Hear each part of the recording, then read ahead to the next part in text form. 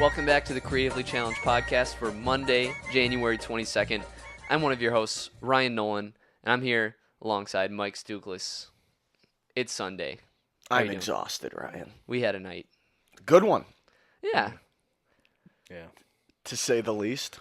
To say the very Least. very least. Yeah. Any highlights we'd like to discuss, or No. are we leaving it at that? We'll leave it. I met Donnie Yen from Rogue One, a Star Wars story. You met him. Yeah. You met him last night? There was There was a guy who Dan- looked like him, right? he- And then Dan took a picture and told him you look like a guy. No, it's a video. I didn't say he looked like him, but he kind of sounds like him. I'm going to try and... He sounds like yeah. him. Listen, watch this. Yeah. I am one with the Force is with me. I am one with the Force. The Force. Where was this? That's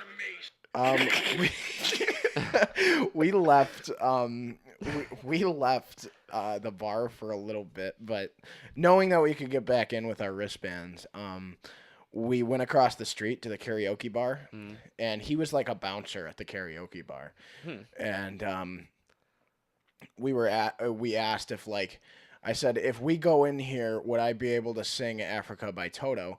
And then they're like, oh no, requests are done for the night. So then I shook their hands and said we were leaving. But then, like, he's just like, and then he kind of followed us out and say, hey, usually on like Wednesdays, Thursdays, and Fridays, we kind of have like nights where we take requests later. But he says, like, on Saturdays they're usually packed from the open. Mm-hmm. But even if we had gotten there earlier, he said we might have done it. But it was like midnight, so Yeah. I just find it funny that Dan's just like, I found this Asian guy who kind of. that's not the point of it. That's not like, he just sounded like him. His fucking, like, his diction and everything like that. Like, he sounded He like did. Donnie Yen. He did. I just found it so funny. Was Donnie Yen putting on an accent in that movie? I don't I don't know. think so. Okay. Just wondering. Yeah. That's Dan Stewart over there. Yeah. Hopefully you know him by now, but you got an intro. Yeah. Well, for the uninitiated here, each and every week on Creatively Challenged, we talk entertainment news, do a recurring segment, review a movie, and then discuss a random main topic that we bring to this $34 card table. And with that, you guys ready for the news? No, but yeah. No, No, but yeah. no, but yeah. No, but No, yeah. but yeah. Okay, I'll start us off. All right. There's been a cool little picture surfacing of Zac Efron starring as Ted Bundy, the serial killer, in a movie called Extremely Wicked. I just thought this was kind of notable because, like, it's weird that this handsome man is playing a serial killer. I had never even heard of this movie until I saw this picture, but he looks intimidating. The thing is like, chicks are gonna go see this movie and be like, "Oh, Ted Bundy's so hot." That'll be great. Like, he very much, like, if you look at a comparison photo, he very much looks just like a Hollywood Ted Bundy. Like, Yeah. like they made him a little bit hotter. Ted Bundy looks like an average man. Yeah, one of his eyebrows is raised higher than the other. Like, he's always. It is. Like, he's always asking, "Say what?" As far as serial killers go, Ted Bundy wasn't the ugliest like John Wayne Gacy. He might be, Ted Bundy might be the hottest serial killer if we're ranking hot serial Yeah. killers. John Wayne Gacy. He's a fat slug. He was. He Yeah. had a mustache. Do you know what his last meal was in prison? A child? Oh. No. No. Do you think if he requested a child, they would have It like? could have been like, you're disgusting. Let's They put him just- on the they chair chopped now. an arm off and gave it to him. Yeah, but he had like mint chocolate chip ice cream, like a burger, a pizza, and All that. oh yeah, Wow. oh yeah. I think they want to like eat as much as they can so that when they void their bowels, it's a harder cleanup for everybody else. It really made it greasy for him. Yeah. I'm actually really interested. I didn't even know this was a project, actually. I did not until And this morning. I'm like Oh, really he got- curious if Zac Efron's gonna That kill got- this role. That'd be awesome. Yeah, that got announced a while ago. I think it was just like kind of like very below the radar, and it might have been like a year ago too. And I remember hearing it, and I was just like, all right, like whatever, like whatever, you know. Because they made this other movie about who's that other another Disney Channel kid who was in this like newer show that sucked. I gotta If you look it had up. the name of the show, that Yeah, would but help. he's I'll look it up. Well, this also it's called Extremely Wicked, Shockingly Evil and Vile. That's the full title. Jesus. And it also stars John Malkovich as the judge who sentences Bundy to death. No release date yet, but I love John Malkovich, so this movie sounds really fun, and I want to keep an eye on this one. This guy named Ross Lynch from Austin and Alley on Disney Channel played Jeff Dahmer in a movie last year, and it's called My Friend Dahmer, and he looked just like Jeffrey Dahmer. And it So, sucked? It's a 6.7 on IMDb. Okay. But people said they enjoyed it, and he looked just like Jeffrey Dahmer. So really, they're just targeting kids who used to be on Disney Channel and turning them into Hollywood serial killers. So that's fun. I'm glad. I'm glad. Next, we'll see like Dylan and Cole Sprouse as like Ed Gein or something like that. They'll be playing like a dual role, and they'll be eating people and taking their skins. It'd be fun. Yeah. Funny. Well, Oh, it's good casting, I think. That sounds Yeah. interesting. Yeah. We'll probably be seeing this. yeah, it sounds good. It makes it To- in a wide release. To get back to the John Malkovich thing, I heard someone say once, they're like, John Malkovich is awesome. I bet if you just put a camera on him and followed him in everyday life, you could have a movie out of it just with him being John Malkovich. That is a movie. It is. It's a good movie if you haven't seen it. Spike Jonze directs it. That's what I was about to ask. Catherine who directed it. Keener. Yeah. But yeah, like that's cool. Yeah. And as a judge, John Malkovich sounds kind of weird.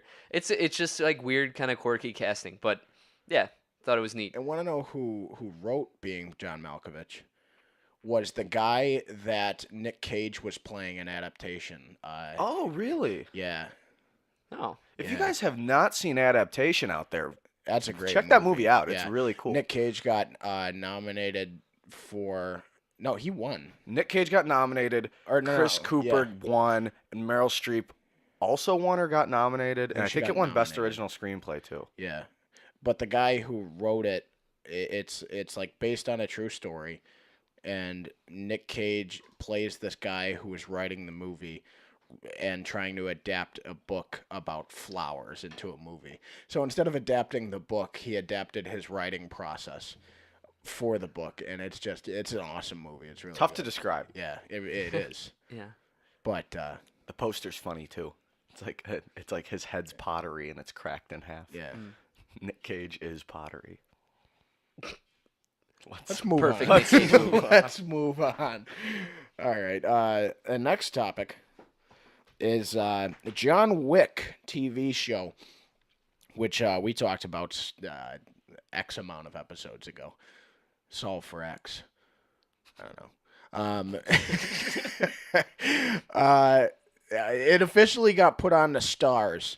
And we were talking about how it could be on HBO. It'd be better if it was like that because now they can say fuck and they can use gore. Although I don't.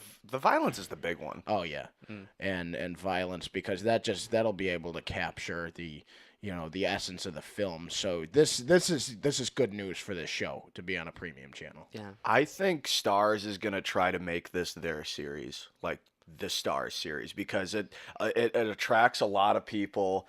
The action is gonna again bring in a lot of people as the John Wick movies do, and this universe is so cool that they said they're gonna be following so many different maybe crime family syndicates or the hitmen, just the Continental as a whole, the hotel. So I think it has a Game of Thrones opportunity with how many storylines it could like touch upon.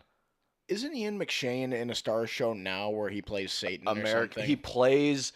He's Odin, I believe. Odin. He's Yeah. Odin in American Gods. That's awesome. That's on now already?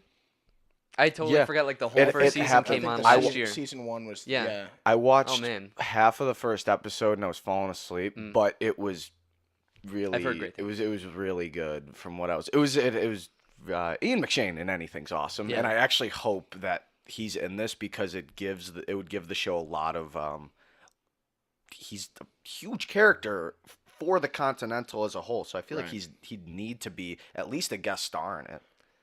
I like to see him. So it's Yeah. good that it made it on premium networks, but like, what would this show be if it were on CBS? Young Sheldon. It would be Young Sheldon. Yeah. I couldn't even like it would just be character drama You know, because that's really all you could do. You know, and then some you- badly you- directed gun chases. you know what I think it would be is that new Taken show. I think that's kind of what it would be, Hmm. just knocking off of the brand. Wasn't that on Fox? Whatever it was just like, Why did they make you know, that? Was made it that. Liam Neeson's character in the show? maybe younger. I That's- have no what? idea. Why? And then they can made look this the Lethal Weapon show. But Oh, yeah. CBS, it comes up during the Patriots games all the time. And they're just like, oh, watch America's favorite night in comedy. And it's like these 4 terrible shows that don't have higher than like a fucking 6 on IMDb. The one was at like a 4.1 when we. I know, and I can't believe like CBS like can still say like, oh, the #1 watched new comedy or whatever the bullshit they do, because those shows all stink. Any network can say that because like you can say different metrics of like the Nielsen ratings to just say, oh, we're #1 in this specific thing, so we're #1 in comedy. New comedy. Yeah. Is there like a very like tiny asterisk then? That's Like, on the- essentially what it is. Ugh. Yeah. So that's stupid. CBS. Just a lot of network comedies. Very hard to find something very good. Yeah, just bring Seinfeld back. You need to be really clever and well written, like Seinfeld, if you're gonna be like funny on normal television. Because Yeah. let's be honest, like adding swears, some people say it's sloppy, but it makes it funnier. Yeah. It does. But it's like, I mean, like Seinfeld and Friends are done. You know, what has NBC got? They got Ellen's new show. No, Ellen's on Fox, I think. Yeah. Yeah. It's writing for network television has to be like one of the hardest comedy writing jobs. Maybe I don't write comedy, so I wouldn't know, but think about how they have to write for time for commercial and advance the plot as well as get humor in there. That sounds really hard to do all in 23 minutes, if that.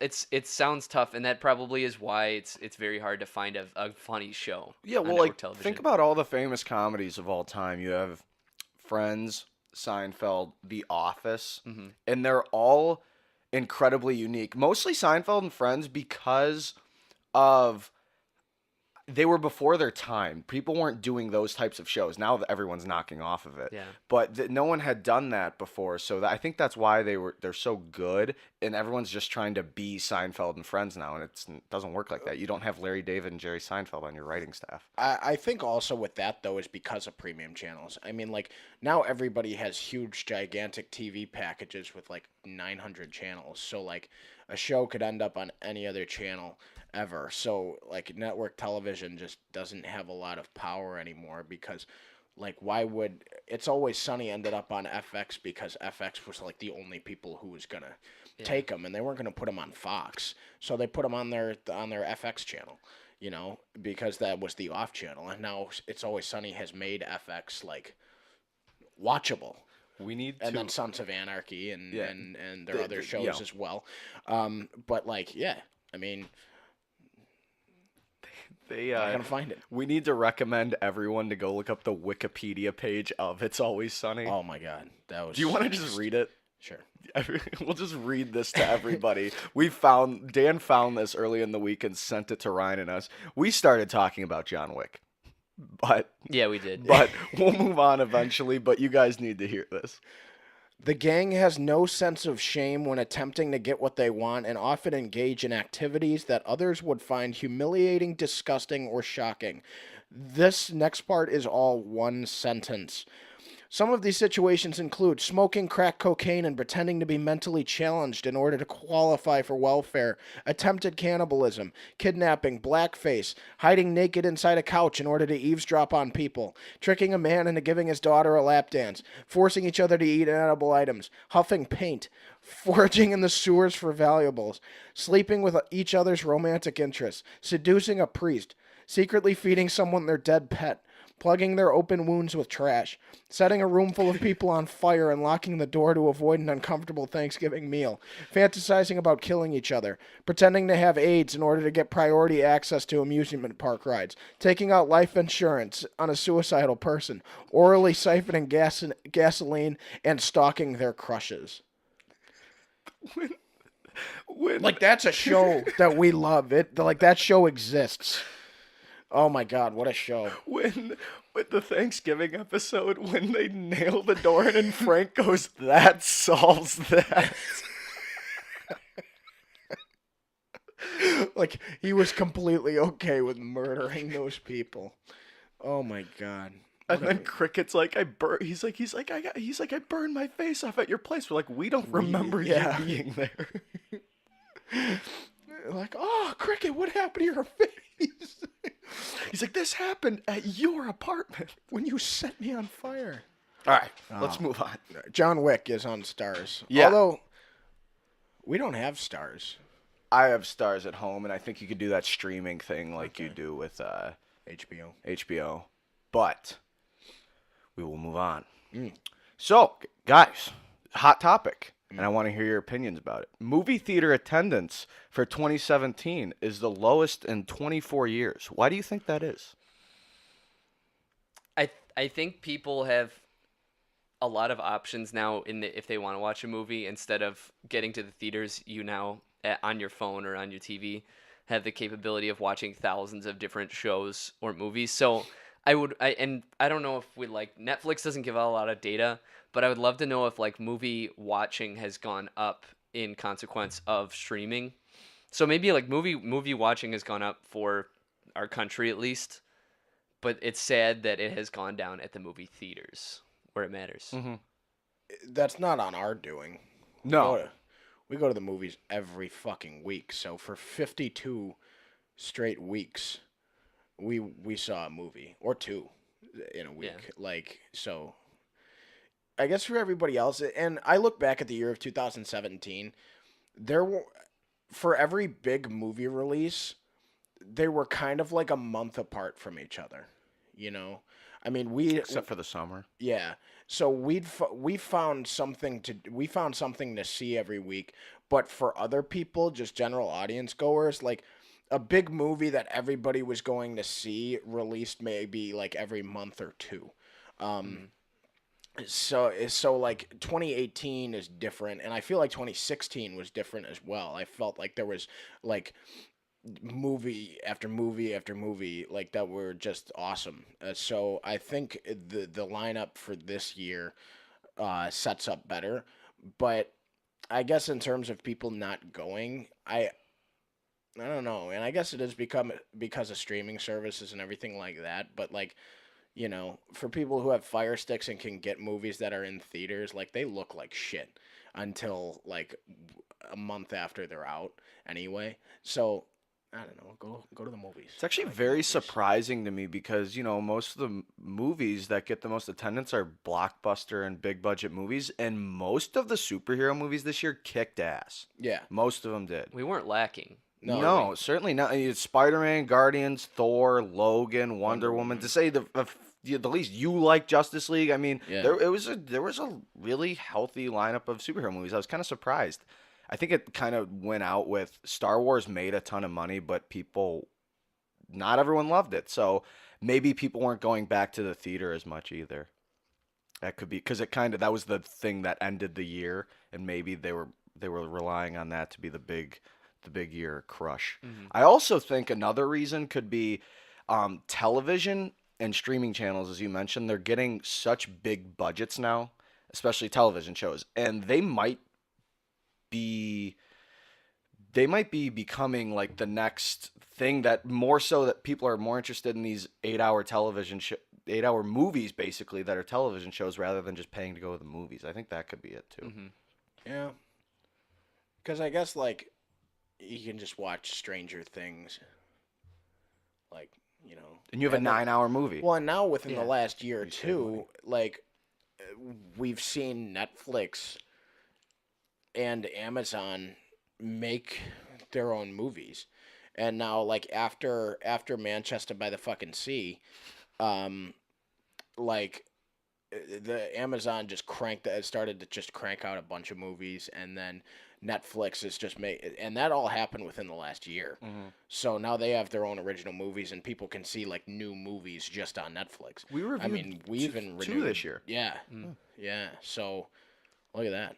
And it's funny because we reviewed those two because there wasn't anything to see in the box office at that time. Right. So what does that say about it? Is it because of streaming? Would you guys say that's definitive, or we couldn't say? It's not definitive, but it's definitely glaring. It's definitely glaring. 24 years, 94. Pulp Fiction, Forrest Gump, and Shawshank all came out that year. Why weren't people going to the theater? What the fuck? I mean, you could say the same thing listing off a few titles from 2017. Right. That's what's kind of scary. Yeah. That is what's scary. Yeah. But maybe like it'll go up next year. Who the I hell think knows? it will. I mean, yeah. like Black Panther, Avengers. Black Panther's gonna get a huge hit. Oh yeah, A huge Avengers. Solo's gonna get people to go see it. Deadpool 2, Fantastic Beasts 2, hit. Oh yeah. Ant-Man and the Wasp. Incredibles 2 is going to make all the money. Like, of people our age going to see Incredibles 2. I think that was like the most sought out Pixar sequel. And they made 2 more Cars movies before they made a Incredibles 2, even though Incredibles left off for a sequel. So, you know, it's going to be gross. And those just seem to be blockbusters that I was just talking about, just huge franchise ones. So I think this is going to be a better year since, I mean, Deadpool, Avengers, and Solo all come out in 3 weeks succession. Yeah. So, you know, I think that'll be fixed. But we've kind of noticed even numbered years always have more movies. Like 2016 had so many movies. 2014 too. Yeah, so I think it does. The even numbered years are usually the have the more movies. And it also seems like movie theaters are kind of changing a little bit this year. For example, back home, we're seeing a lot more of the reserved seat theaters. New things are being implemented. There's a bar in our theaters back home now. Not as much here, but maybe we're in a transitionary state where movie theaters are trying to figure out how to better market themselves to get people to go in the first place. Maybe we'll see it increase soon. They are also, I just realized you saying that, how they're making it more accessible and more leisurely at the theaters. There's less seats available. That's true. And think about how many theaters do that. So, yeah. I like that, though. I do too. I like being able to reserve a seat. You know, I mean, like, I guess people do long for, like, the Seinfeld episode where you got to get everybody at the theater. You got to look up the movie times in the newspaper, like, in the morning and just say, hey, let's try and catch a movie tonight. And then you got to meet at the theater, and somebody's got to get the tickets and the seats and all that. Like, that doesn't exist. And like you look at it, kind of sucks that like the issue, some of the issues on Seinfeld like can't exist anymore because of, especially the movie theater one. That's not going to happen ever again. So you know, going to the movies is easier than ever. It's just a reason to be there. right? Yeah. Right. Well, is that all we got on news? That's it. That could have been a topic in itself. Yeah. Well, Dan, would you like to intro? Oh yeah. So we got a recurring topic. We're recurring again. We're back to Would You Rathers. So we're gonna do Would You Rathers. What? Do you want to start with yours? Oh. Yeah, you said you had Yeah, one. you got one. Yeah. Let's Do you want hear me? it. Do you Yeah. want me to do it? Yeah, let's do it. I wasn't sure if he was done.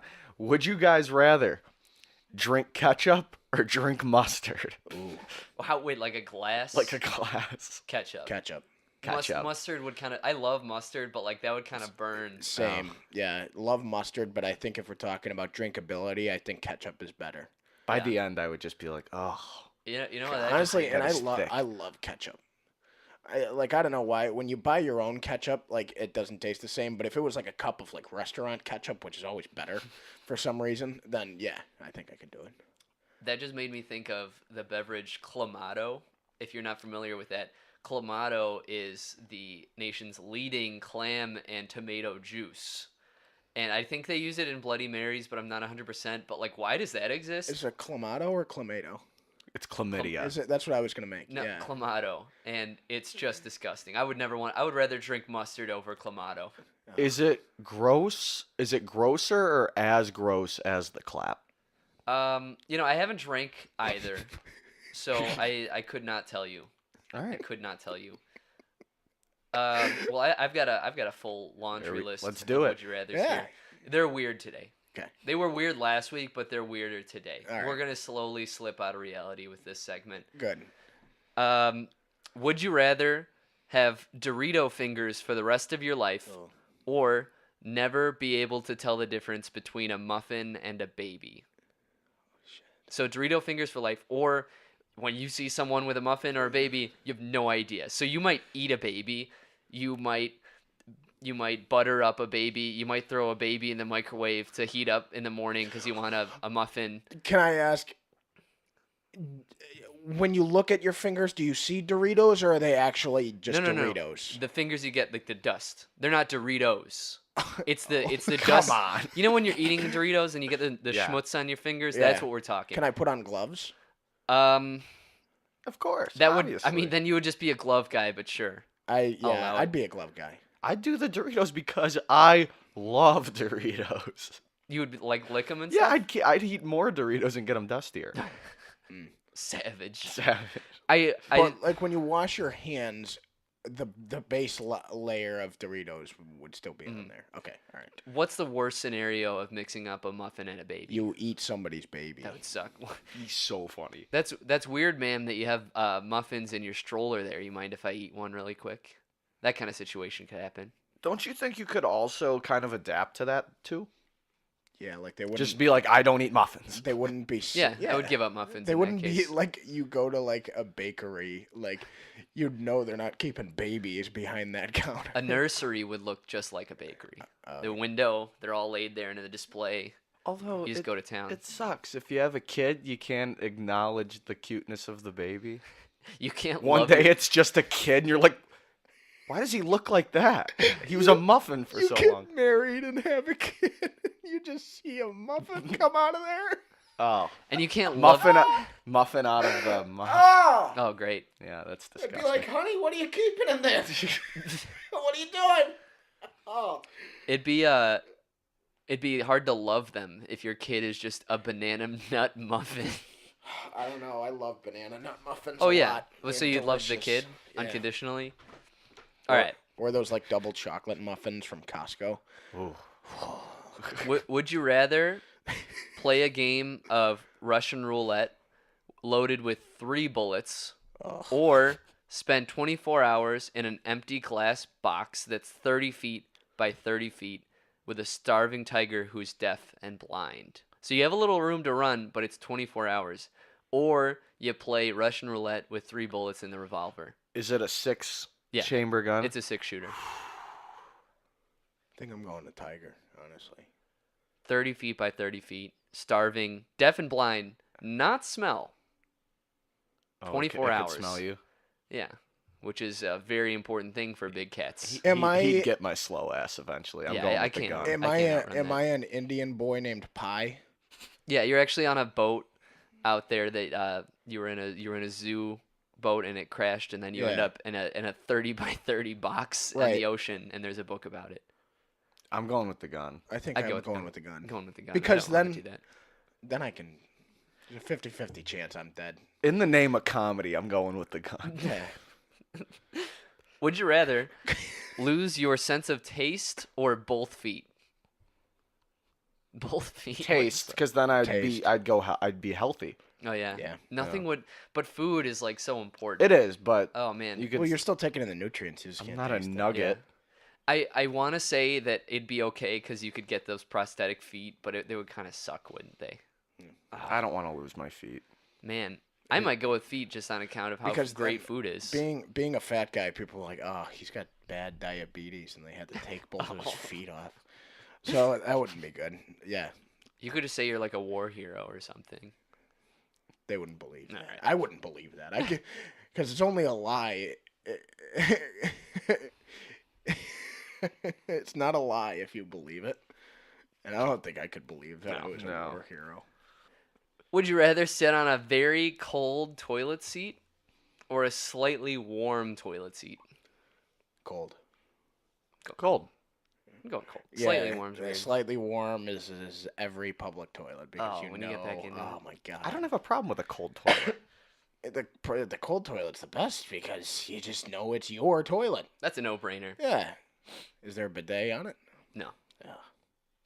Not And on Still- my- the warm one has a bidet. Oh shit! Oh. There's the one. I think I'd go with that one then. Yeah, I'd go with that one. It's Yeah, worth it. yeah. It's worth it. God damn! I was sitting on a public toilet yesterday, and a bidet was required. It always seems to be the worst when I don't have a bidet handy. Just the slimiest. Oh god. It's terrible. Just swim in it.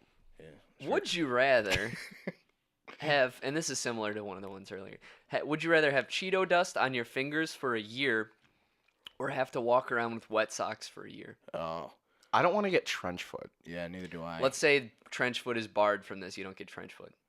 I'd still do the. still going It's just Cheeto feeling. dust. Yeah. I think I'm being a glove guy. And then just like if I get hired at a job like over the summer, I'd be like I have to wear these gloves because I have salad fingers. I have a condition. Cheeto hands. The glove is kind of like that. Just trumps it all. So I mean, that just it beats it. Okay, yeah, like that's fair, but it's like Wet socks are the worst, dude. you don't want that for a No. year. Could you imagine? No. Do you have to sleep with them on too? No, just walk. No. Anytime you put but on socks. every time you take your socks out of the dryer, they're wet. I might just get like bed sores and lay in bed for a year. Just put me in a coma. Yeah. Just I'm out this year. I'm taking a year off. Taking a big sleep here. I can't. Kingdom Hearts 3 comes out this year. I'm not sleeping for shit. All right. Would you rather eat one cockroach still alive or eat 10 properly cooked and prepared in a yummy fashion? Properly cooked, right? 10. Say cooked. Yep. 10 of them? Yep. I think I Yeah. can do it. Oh, They're man. cooked. I don't want to eat alive. Wait, Yeah, what but was the question? Say it Eat again. one cockroach alive or 10 properly cooked and prepared. Is it like, do they taste good? I guess. Yeah. I mean, like, Fuck mean, yeah. I guess. people in other countries. Have you ever seen the bizarre foods? Yeah, they eat dogs and cats That's and not true. snakes. Well, they do eat snakes. But they eat like spiders, and they're like delicacies over there. So like, if they're all cooked and they taste good, guess. I mean, and what are crawfish? They're the bugs of the sea. I'm They sure are. cockroaches They taste mi- they just might like be all right. crawfish. It's just the mental Like, thing. Yeah, you just gotta say I'm eating crawfish. Speaking of which, I want to make that again. I want to get one of those bags Crawfish? again and Oh. make it. Yeah, crawfish They're are great. so good. Ladies and gentlemen, if you're listening, you can buy a frozen bag of crawfish from most grocers, and it's great. Yeah, Hy-Vee's one. got a fantastic bag. Go to your local Hy-Vee. if you've got one. They skip Illinois They do. No, because there are some up in like Wisconsin and Minnesota, wasn't but aware of there aren't any in Illinois. Because we got the Jewel. Although Jewel's isn't Jewel going out of business? Isn't there? I could not tell you. I have no Th- idea. I don't keep we up have with grocery Burcott's. economics. Dominic's did. Yeah, they stunk. Yeah. All right. There's a movie theater in the old Mhm. Dominic's. That's right. Yeah. Well, that's all the would you rather's for this week, unless you guys have good more. list. But Would you rather stomp a cup or pick it up and throw it in the garbage? it's a very niche joke based on the events of last night. Only us are the ones who get that. I'm going with stomping the cup. I'd You're rather- stomping the cup. Yeah, I'd rather throw it away. Yeah. I feel like I'm gonna be paranoid. Every cup I see on the ground, I'm gonna have to like pick it up and throw it away. I'm gonna keep stomping the cups. Speaking of stomping cups, we saw a movie this week. We saw. Oh wait, Oh yeah, you got your spiel. yeah. Next week is back to Desert Islands. We're recurring again. I feel like it's ever since we started the recurring, we've done this for 2 months now. Like I feel like it's making the months go by faster. Yeah. But yeah. Next week we got Desert Islands. If you have any suggestions, because we did get a fan suggestion, but we'll talk about that after the movie review. Yeah, let us know. Desert Islands, because we haven't thought of any yet. But let's review the post. Well, real quick, I think it's hilarious that you're like, man, these recurring segments, man. Like they're recurring. It's like, yeah, Dan, are they? They are recurring. If only there was a way to describe why they do that. And I'm gonna describe to you the movie we saw this week. We saw The Post. It's directed by Steven Spielberg, and it stars Tom Hanks, Meryl Streep, Sarah Paulson, and Bob Odenkirk. A cover-up that spanned 4 U.S. presidents pushed the country's first female newspaper publisher and a hard-driving editor to join an unprecedented battle between the press and the government.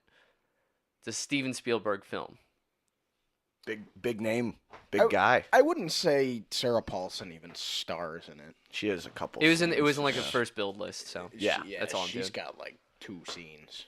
Well, so this is this Spielberg kid's like first debut to film. I think he's got like maybe a future if he sticks to his guns, but like yeah, it was a good first try. You should make a movie about a creepy alien who likes Reese's Pieces. That I don't think that sounds like box office poison. He should make a movie about a shark that eats kids. You should make a movie about like if there was a third kind, like in Aliens. Like he should make a movie about if we had like close encounters with them. All right, I'm gonna stop this before I make a Jurassic Park reference. So What if? no. Hear me out. What if he made a movie about Oscar Schindler and his list? I don't know what you would call that. See, that's hard to market I a know. title. The List of Schindler. All right, What if? Dan positives of the toast. Yeah, the Post, which At I'm the not ticket getting- office, I said I'll take one for the toast. to the ticket stub guy. Yeah. You said one for the toast. What did he say? Well, Elaine said it before me, and he didn't like hear it, and then I said it, and he's like, I thought she said it. It was so weird. That's funny. Well, All right. Positives for the toast. Bob Odenkirk. Bob Odenkirk. Bob Odenkirk was like the best fucking guy in this movie. Like I know, I gotta look up who he plays because I forget it because it's like he had a weird name.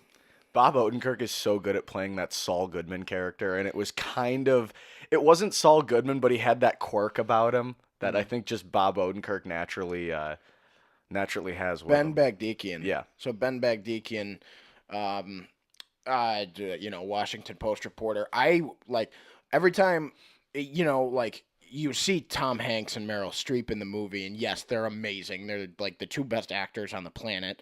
So they steal the scene every time they're in it. But honestly, really, Bob Odenkirk, I think, did the best job in this movie of the entire cast. Like Bob Odenkirk, like he wasn't just Saul. Like you didn't think he was. Well, I mean, he played the character the type of way where it was like, sure, Mhm. but Bob Odenkirk captured the role, and I believed that he was a reporter. Okay. Because we saw him go out, get sources. He's the one who got the papers for the Post. And so that was awesome, and he really drew me in. Like, Bob Odenkirk's character kind of kept the movie, like, intriguing. Because I'll talk about it in my negatives, but like this movie, as Spielberg directs, kind of always takes a different point of view. I mean, we always know these stories from history class, but like he wants to tell the story of the parts that we don't really know. So he tells a story about a newspaper, and we think it's going to be like mainly about the reporters, but it was really kind of the business side of the newspaper, which is not really what you see. And the movie is great because of that, but I think in some areas it does suffer because of that. But Bob Odenkirk doing the reporting job was awesome. For me, he was the best part of the movie. Ensemble cast did great. I mean, who's that guy from Alvin and the Chipmunks? David Cross. Yeah. He's just in it, and he was great. Like I didn't see David Cross. I had to look it up after. I'm like, is that comedian David Cross? Yeah, He was awesome. And then they had like a few kids in there who were just like interns at the Washington Post, and Tom Hanks referred to them as interns, and they like provided a lot for the movie. Like I actually felt like I was in the newsroom. It was really cool. It was really well done. Captured the environment of a newsroom well. And you know, I gotta say Spielberg. Guy can direct the fuck out of a movie, even though he's a nobody.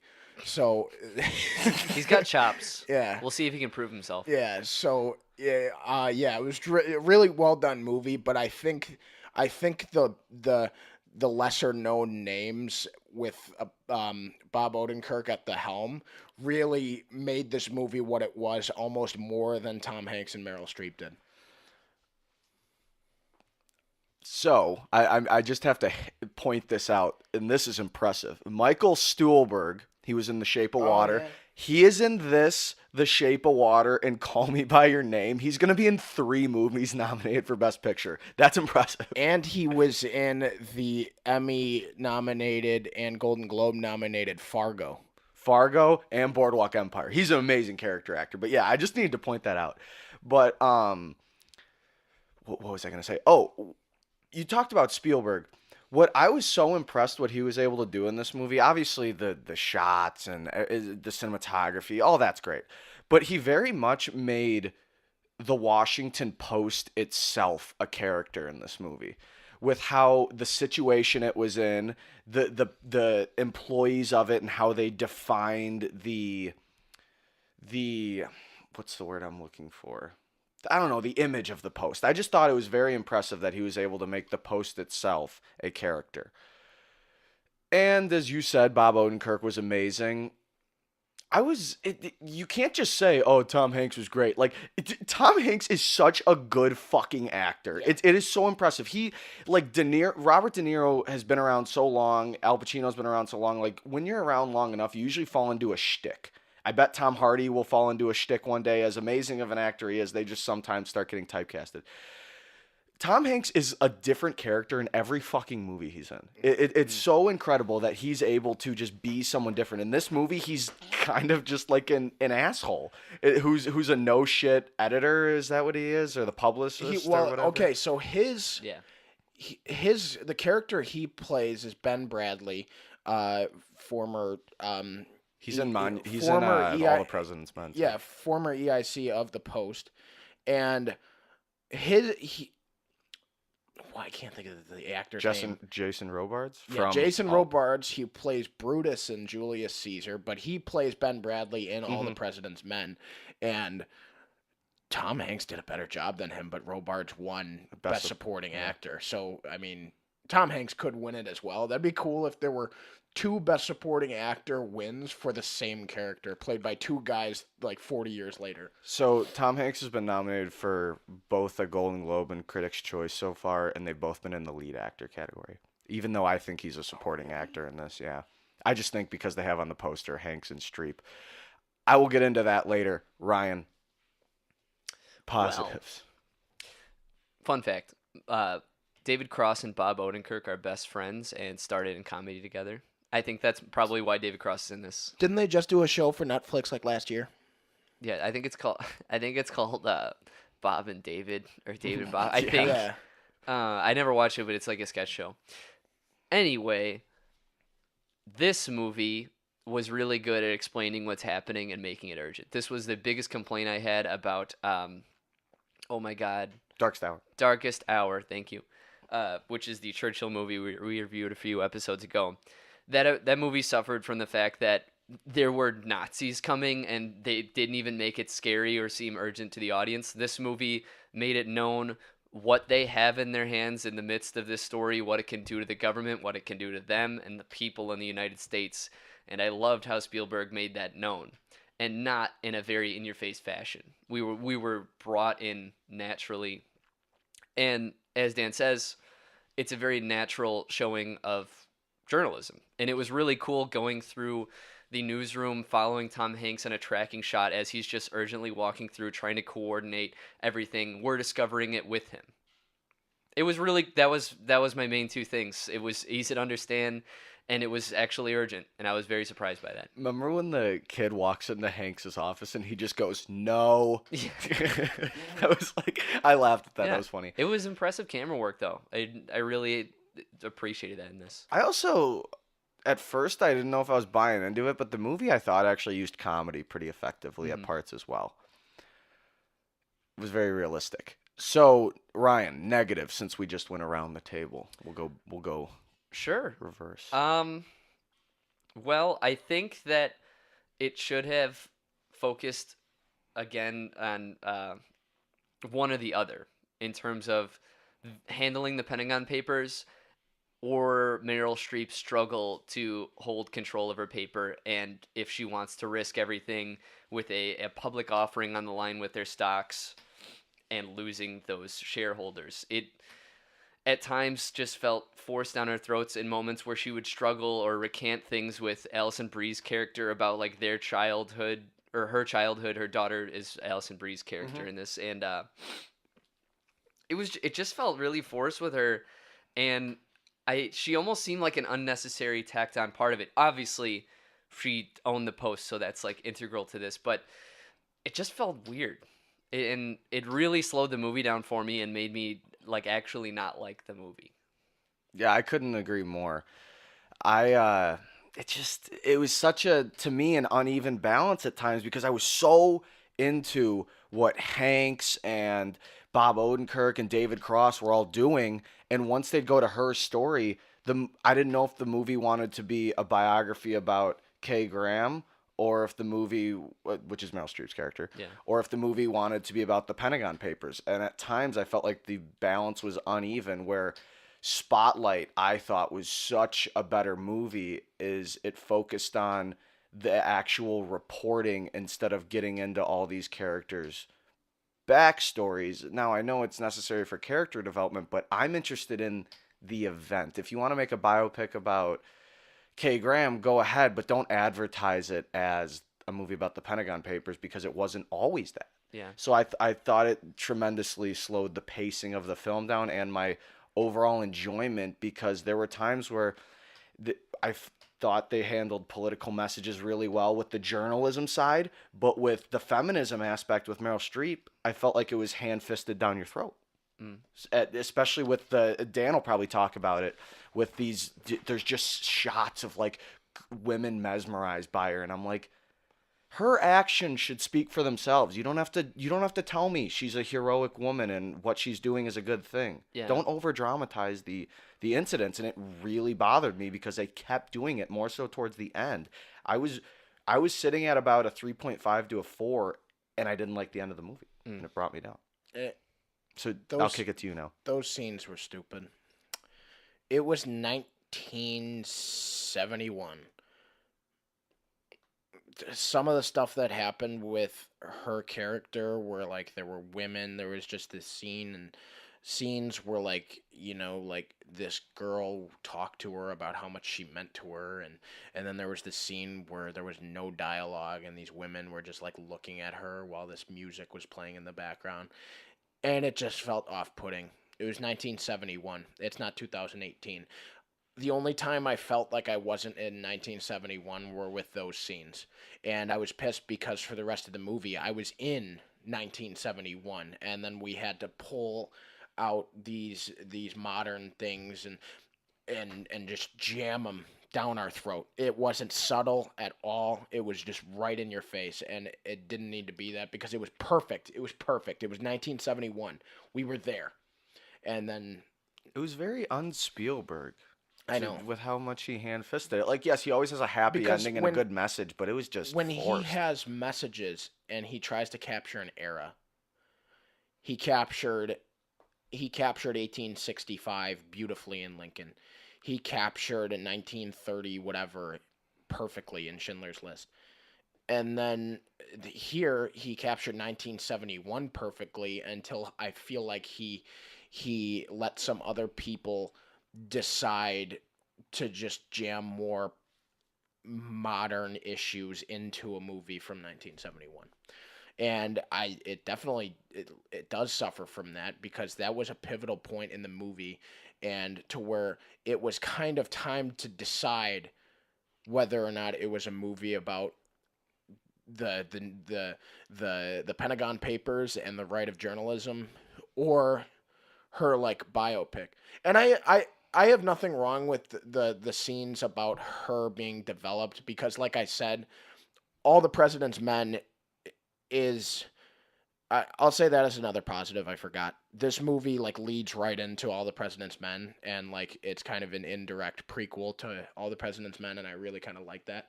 Um, but the newspaper aspect, they threw a lot of journalism in there for what they were trying to do and make a story about her. So I agree. Um, that they were kind of indecisive about what they wanted to tell the story about, and it did suffer at points. But really, there, the thing is like these issues, like that's it for me. They're just it was indecisive, and those scenes with Streep,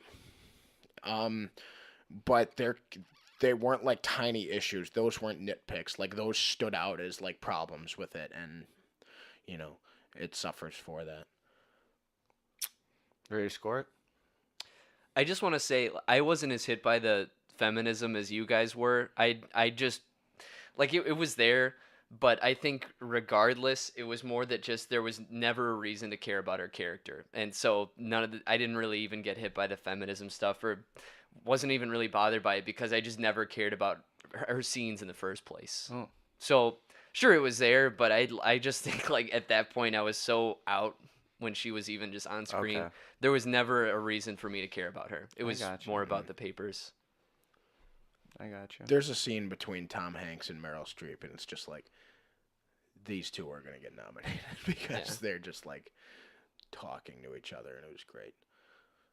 Oh, there's a lot of like individual scenes in this movie are like how film should be. Just as an overall product, I didn't love it. There, it's But there's just, greatness in it. I mean, you have Yeah. Spielberg, Hanks, and Streep. Yeah. All right, let's score it. All right. I'm giving The Post a 2.5 3 out of 5. Goldblums. Goldblums. I'm going 3.6. Just enjoyable. Certainly a Sunday afternoon movie, but its indirect sequel, All the President's Men, is so much better. Like All the President's Men is a goddamn 5 out of 5 Goldblums. But yeah, go see The Post. It's got a lot of good journalism aspects in it, but be wary as you get 2017 shoved into your face when it's supposed to be 1971. That is leaving us at a flat 3 for The Post. Where would Goldblum fit? I don't think he would have. No, Probably he's too not. weird for that. Probably not. Maybe he could have been like, that Indian girl that's like, I might get fired for saying this. Maybe Goldblum, who's like the asshole to her. By the way, that was so unnecessary. Where he's like, I'm your boss. Remember that in the courtroom at the very end? There's That's just what I like, was talking about. it's just like, guys, come on. That But- kind of took you out of the hearing. Yeah. Yeah. Yeah, but I think this is severely overhyped for an Oscar movie. Mhm. I don't think the talent involved matches the potential. Like Yeah. Ryan, not Ryan. I didn't mean to say your name. Hi, Mike. Like I just expect every journalism movie to be Spotlight and All the President's Men, and that's not Which fair. you can't do that. But like you literally made a movie about what happened right before All the President's gonna be Men compared. happened. So it's going to be compared. And then when I won't really get into it because it's really cool, but the last 5 minutes of this movie lead directly into All the President's Men, like they're supposed to be watched back to back. Like you're supposed to sit down and watch I'll watch it. 3.5 hours of the Washington Post from the early 70s, which is great. But All the President's Men is the better film. How long is All the President's Men? 2 hours. Okay. but it feels like 3. It's immersive. Like you're into it. It's crazy. It's awesome. Well, go see some awards movies. There's not a lot coming out except we got Black Panther in February. Right. But yeah, we got some catching up. I'd like to see I, Tonya as I, Tonya, that the 80s gay movie and Oh, call me by your name. yeah. I think that's it that we've seen for movies that are Well, and we'll have to wait for the nominations for Best Picture, and I think they come out tomorrow, maybe, or the next couple of days. But I want to see Lady Bird. As Oh well. yeah. see And Lady Lady Bird, that's probably gonna be big. And yeah, so we got some catching up to do, and that's what we're gonna do as January closes out and as February opens up. So there's Cool. our review of the Post. Well, for our main topic this week, I've been reading this one comic book called Invincible. It's written by Robert Kirkman, who you might know from The Walking Dead, and it has been going for a little over 10 years now, and it's finally ending this month. And it made me get kind of thinking about different franchises that ended after a long run. Maybe they went too long, and it made me think about things that ended too soon. And I want to make that the topic today of maybe franchises or a book series that you really liked that you think should have been cut down many years ago or was maybe canceled. The first one that I think, I only have one. The thing that I think should have ended years ago is The Big Bang Theory. And we got into it with young Sheldon earlier. It made me think of it. But the Big Bang Theory, have we all watched it? Like Yeah. a good bit of it? I used to enjoy it. I've probably seen the first 8 seasons. And we've all kind of liked that, right? Yeah. And I think it is like a good show to its core in the first few seasons. But what happened, I think, is that they leaned in far too much into that stupid humor where Sheldon could be talking to Penny and he could ask her easily for a glass of water, but they make the whole show based on jokes where instead of asking for a glass of water, he says, "Penny, could I have a glass of H2O? Because that's what it is." Yeah. And then they add on a laugh track, and then that's the show. I got really sick of that really quick because that's funny. That's water. Because that's what water is. And I got really sick of that over and over, and I think it's just tired lines, but that's a Chuck Lorre produced show, and that's what they do with their successful shows. They run into the ground, get syndicated, make millions. They did that with 2.5 Men and bled that dry. Because that was a good show at one point. Ashton Yeah. Kutcher was on by Yeah. the end. That's how bad it got. And so that's what they're going to keep doing with the Big Bang Theory until that horse is beaten dead. They said they're ending after season 12, actually, the Oh, other day. Yeah, well, they thank just God. got The cast wants But out. there's young Sheldon. My mom flipped on the Big Bang Theory, one of the newer episodes the other day, and she's like, "Dan, Leonard and Penny are married now, and Sheldon's engaged to what's her name? Amy. Yeah." And I'm just like, I guess Yeah, I stopped. It did get too much. yeah. And I agree with you in that aspect. That one, yes. A lot of times the jokes, which were made jokes because they put a laugh track at the end, it was just those guys being themselves. Like there was definitely clever humor, but usually it's just like, yeah, I have a comic book on my desk. Laugh track. It's like, dude, that's enough. Let's just stop. So they gotta axe that show. I wish they did sooner, but it made a lot of money. And I think it was one of the things that made being a nerd very cool at this day and age. It definitely helped us. Now, you don't have one that you thought ended too soon? I was saying you could do either one. Okay. Man, Because I have Can one you- for each. When we Okay. when I we wish I go did. around, let's try and each get one for both sides, and then we'll see if we can do more. okay. Oh, Oh, we're then just I gonna got do a one. Yeah, revolving so door. so you think of one now that you I think got it's gone on too long, and I then, got one. and then we'll go around. I have again. my thing that ended too soon then. Go home. We'll do it next oh, time. We'll go yeah. around table. We'll Excuse go me. around. I didn't We'll go listen. Yeah. You're good. The one that should have ended. Well, I'll say it right now. Pirates should have ended by now. Pirates of the Caribbean. my But God. I won't Yeah. get into it because that's not the one I initially thought of. The one I initially thought of is a show I just called quits on with my father, The Walking Dead. Also written by Robert Kirkman. Great comic. As you said, yeah. But man, The Walking Dead has gone on so long. What started as this apocalyptic show that had just a heap of newcomers in it that were all kicking ass. John Bernthal, Andrew Lincoln, Norman Reedus, a bunch of people who were just awesome. And now now it's just this show about humans fighting humans in the apocalypse. It's not even about what was cool about it originally, and that's surviving.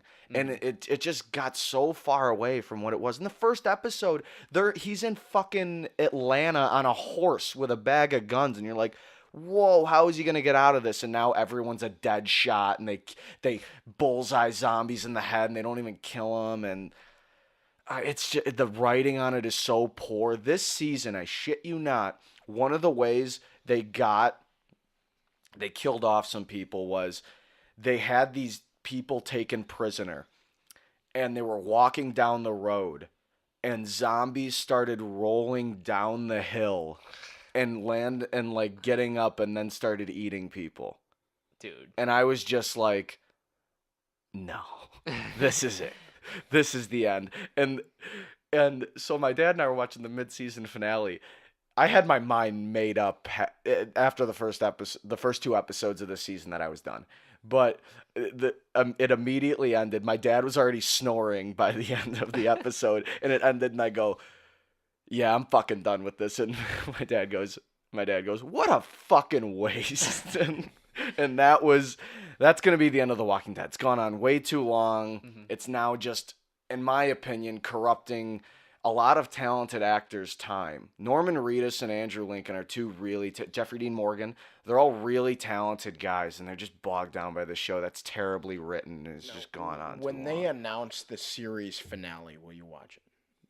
The series finale? Yeah, I will. Yeah. Because they're on, what, season 7 or 8 now, and I've been watching from the beginning, and goddamn, it started so good. I mean, it was one of TV's best shows, and then once John Bernthal left, it just went on a steady decline. Frank Darabont was the showrunner who did Green Mile and Walking Dead, and he's in a lawsuit with them right now because they fucked him out of the studio there or whatever at AMC. And but he's a great creative mind that I wish had more work, but he did focus on The Walking Dead, and they fucked him over. And now I want to see him get back into movies because goddamn, 1994 and 1999 had two incredible directed films from Stephen King adaptations. Now imagine if Frank Darabont did his own original work. yeah, I mean, he might just be a really good adaptation guy because he did something, and as part of the reason why Shawshank is like my favorite movie, to completely get off topic, is because Frank Darabont did it with The Green Mile and Shawshank. He made the movie better than the book, and that's very rare. always the other way around. Mm-hmm. So, yeah. Yeah, they Fuck The Walking Dead. I've never even watched the show and I hate it. the showrunners are like, yeah, we have plans to go to like maybe 15 seasons, and I'm just like, I'm done if this is the halfway point. They had a great source. The comic has allegedly been good for years. You got to get away from the comic, man. If you're gonna do a show from beginning to end, you have to have something in mind. You're not just gonna go, oh, we're gonna bleed this dry. Mm-hmm. So yeah, Walking Dead, way That's too like long. That's all I have to say. Game of Thrones. Like they eclipsed the books, Mhm. and whether or not George R.R. Martin like is writing the book to end exactly the way the show is gonna end is still unknown. But if it doesn't, then that makes the show like already better than it is. Became its own thing. Yeah. Yeah. I have two that one is kind of, they're both on the fence about maybe they should end because we still have yet to see their end. But okay, so the first one is Harry Potter, not because of the Fantastic Beasts movie. The first one was amazing and I loved it, but because of like for a stretch of time before there were Fantastic Beasts movies and before there was Pottermore, J.K. Rowling had come out like every like couple of months or like a year after Deathly Hallows was over and Harry Potter was over and it was wrapped beautifully with a bow. And she started just saying more stuff. Mm-hmm. like this happened to this character and this is what happened. Nagini's the snake in the Nagini first. was the snake from the first movie, like No, or the it's first not. book. Like, no, it wasn't. And then, like the Dumbledore being gay and all of that. Like, there was just so much information that she didn't have to add, and she just said it anyway because she wasn't done with it.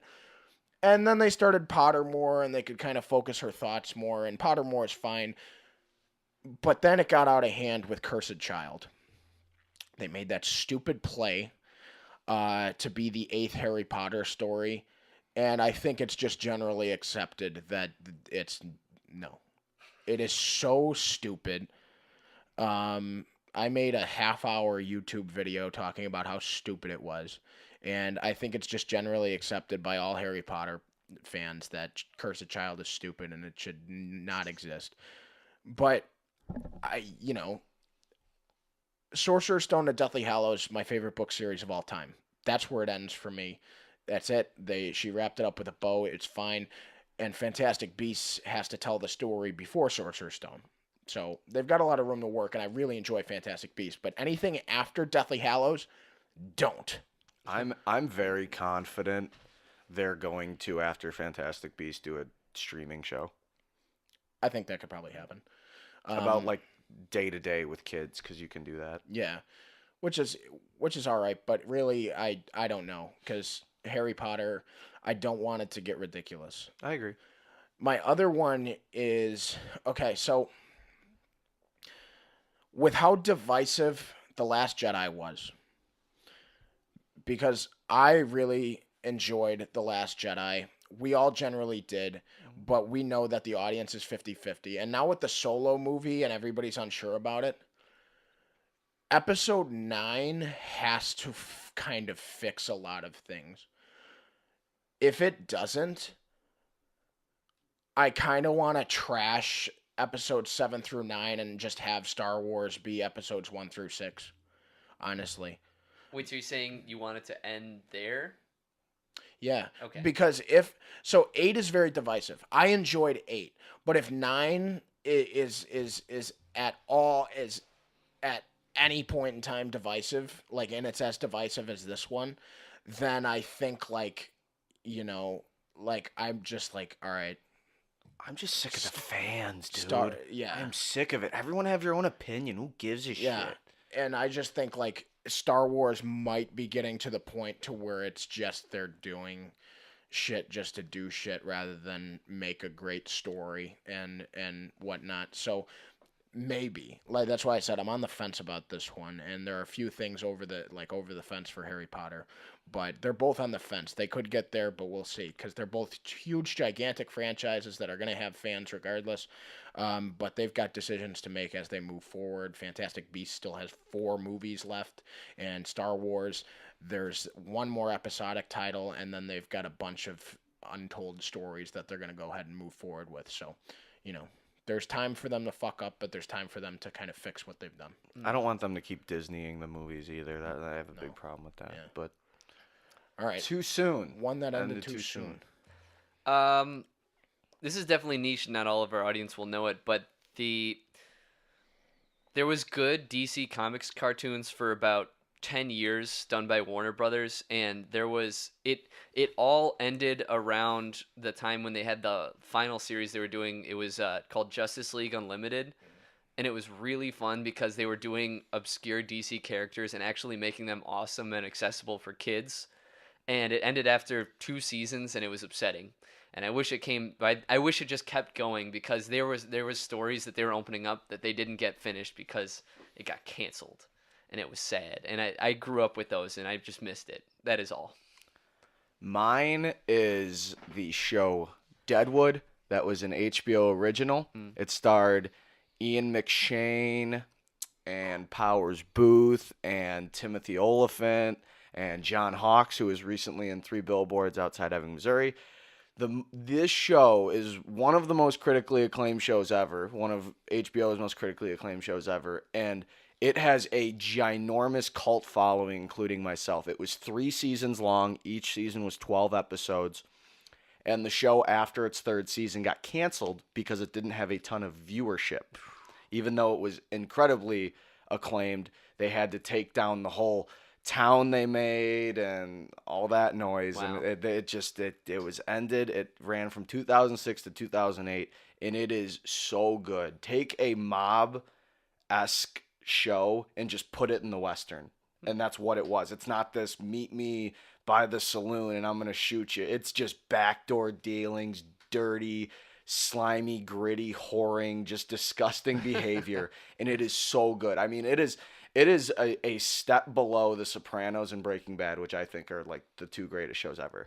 Wow. And it was amazing, and it ended, and now after 10 years of being gone, they are finally talking about doing a Deadwood revival movie. Not revival, just a movie to cap off the show, and I would love it because the show ended fine, but it wasn't concluded. It was definitely left open-ended. So Deadwood is mine that ended too soon because it is incredible. Even as it is an incomplete show, I recommend anyone watches it. That's a good elevator pitch too. When you're saying it's a copy paste mob into Western, and not Yeah. saying it's formulaic. It's just like that's a really good pitch. Ian McShane uses every swear imaginable. It is disgusting. That's He coins the phrase like cocksucker. He has this Asian guy who like does his dirty work kind of, and he doesn't speak a lick of English, but he knows the word cocksucker. And he's describing this guy from San Francisco once, and the Asian guy's going, San Francisco cocksucker. It's great. Yeah, no, dude, those DC TV shows, man, those were awesome. Yeah. I loved them. Batman the Animated Series was, still watch some of it. I can get it on Amazon Prime. But I've got two again. One is a little bit less because the show had a beginning and it had a great end, but I'm just upset that it was short. It was Vice Principals on HBO. It just had a season 1, season 2. They told their story and it was done and it was great, but like I love that show so much. Walton Goggins and Danny McBride were both awesome in it, but it had its beginning, it had its end. I wish it could go on longer, but honestly, it's great where it's at, and they shouldn't touch it because it's awesome. Walton Goggins' Lee Russell is very similar to Glenn Howerton's Dennis Reynolds. Oh yeah. Yeah. He's just maniacal, but has a smile on his Yeah. face. Sociopath. Yeah.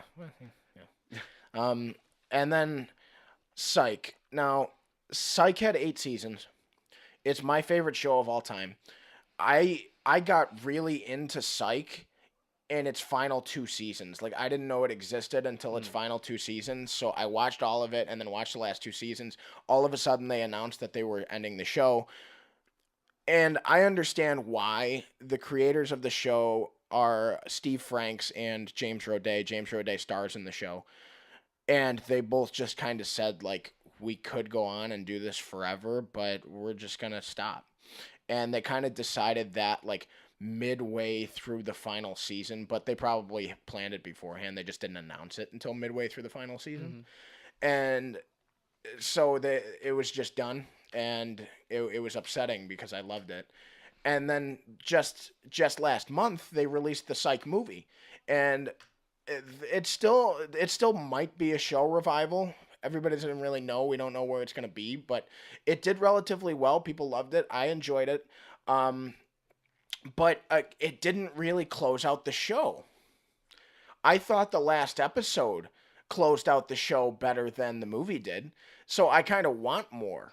And Very open-ended. The movie just was incredibly way more open-ended than the show, because the way the show ended, the way the last episode was, it's like Sean and Gus are gonna go on. They're gonna do it forever. They like, that's just the way it is, and that's the way the show ended. They're gonna do it forever, and I liked that way more than the way the movie left it off. I want more. I want just one more season if they have to do it, just to end the show better than they did. Honestly. Psych's awesome. What's your I've elevator? Yeah. Go ahead. What's your elevator pitch for that show that people don't know?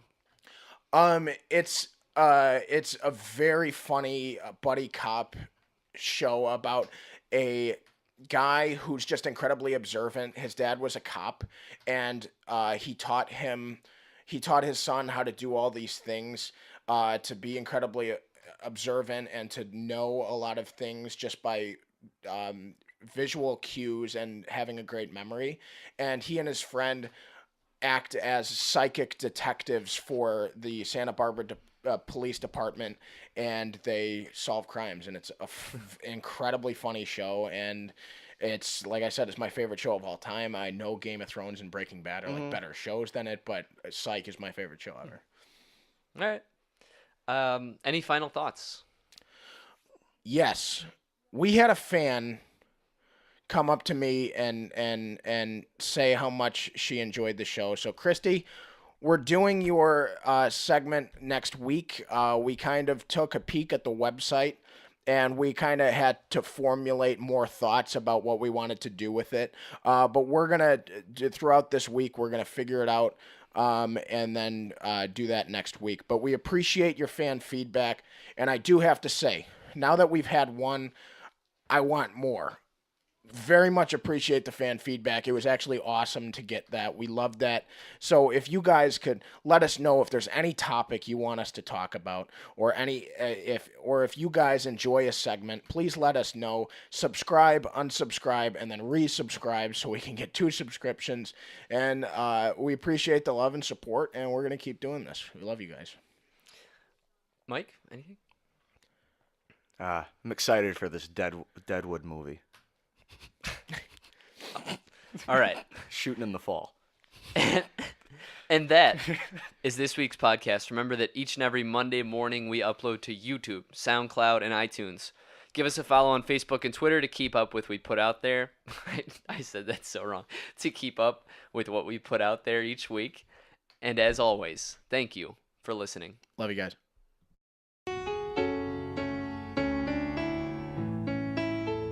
What if God was one of us? Just a slob like one of us.